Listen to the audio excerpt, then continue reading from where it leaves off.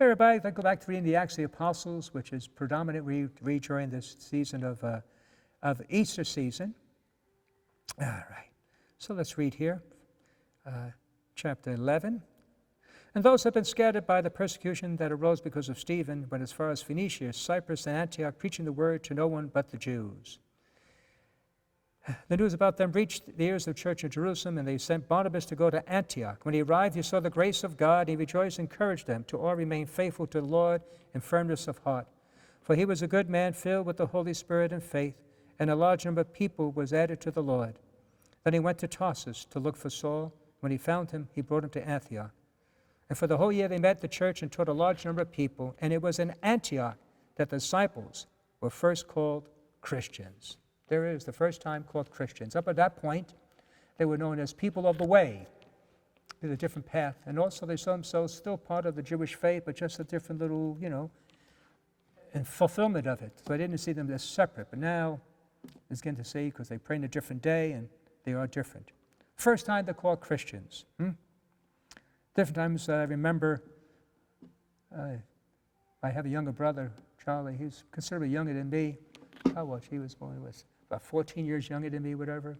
Something like 14 years younger. So there's a bit of a distance. And I was home in the summer from, I'm not sure if I was a priest, whatever it was, early priest, and his friends saw me, and his little friends called me Sir. I said, what? Do I look that old? The first time being called Sir, it was sort of startling.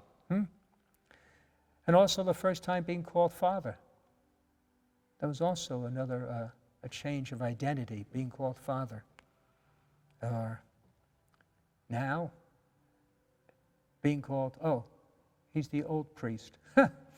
That's another one that you kind of sort of hits you. You remember, oh boy, I'm in that group now.